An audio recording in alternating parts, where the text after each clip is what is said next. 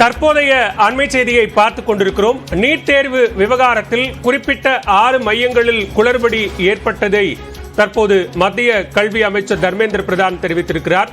4500 மையங்களில் 6 மையங்களில் தவறான வினாத்தாள் விநியோகிக்கப்பட்டதாகவும் அவர் குறிப்பிட்டிருக்கிறார். இது தொடர்பான கூடுதல் விவரங்களோடு இணைகிறார் எமது டெல்லி செய்தியாளர் சுசித்ரா.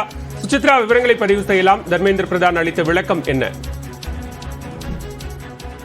நீட் தேர்வு விவகாரத்தில் மிக முக்கியமாக மத்திய கல்வி அமைச்சர் தர்மேந்திர பிரதான் பல்வேறு விளக்கத்தை தற்பொழுது வழங்கியுள்ளார். இன்று காலை அவர் கல்வி அமைச்சராக மீண்டும் பொறுப்பேற்ற நிலையில் தற்போது அதிகாரப்பூர்வமான ஒரு விளக்கம் என்பது கல்வி அமைச்சகத்தின் சார்பாக வெளியிடப்பட்டுள்ளது. குறிப்பாக நீட் தேர்வு விவகாரத்தில் இந்த ஆண்டு சுமார் 24 லட்சம் மாணவர்கள் நீட் தேர்வு எழுதியதாகவும் அதில் 13 லட்சம் மாணவர்கள் அதிகாரப்பூர்வமாக தேர்வு செய்யப்பட்டுள்ளார்கள். இவர்களுக்காக 4500 மையங்களானது அமைக்கப்பட்டுள்ளது. அந்த மையங்களில் 6 மையங்களில் குறிப்பாக வினாத்தாள்கள் என்பது மாற்றி வழங்கப்பட்டது. பின்னர் அதற்கான அந்த வினாத்தாள்களும் சரி செய்யப்பட்டது என்ற ஒரு விளக்கத்தை தற்பொழுது மத்திய கல்வித்துறை அமைச்சர் தர்மேந்திர பிரதான் வழங்கியிருக்கிறார். அந்த வினாத்தாள்கள் சரி செய்வதற்கான ஒரு கால தாமதம் ஆனதை எடுத்துதான் இந்த 1563 மாணவர்களுக்கும் கருணை மதிப்பெண் என்பது வழங்கப்பட்டது.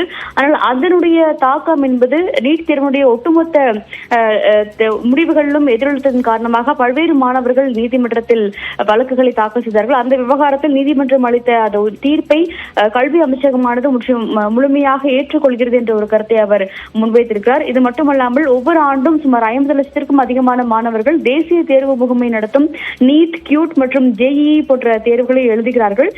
எனவே நீட் தேர்வு உள்ளிட்ட தேர்வுகளில் குளறுபடி மற்றும் முறைகேடுகளில் ஈடுபடும் அதிகாரிகள் யாராக இருந்தாலும் அவர்கள் நிச்சயமாக தண்டிக்கப்படுவார்கள் என்ற ஒரு கருத்தை அவர் முன்வைத்திருக்கிறார். மேலும் இந்த முறை நடைபெற்ற அந்த நீட் தேர்வின் பொழுது எந்த ஒரு வினாத்தாளும் கசியவில்லை, அதற்கான எந்த ஒரு ஆதாரமும் இல்லை என்ற ஒரு கருத்தையும் மீண்டும் அவர் தற்பொழுது தர்மேந்திர பிரதான் திட்டவட்டமாக தற்பொழுது டெல்லியில் அளித்த பேட்டியில் தற்பொழுது தெரிவித்துள்ளார். பாலா, நன்றி சுசித்ரா, விரிவான விவரங்களுக்கு.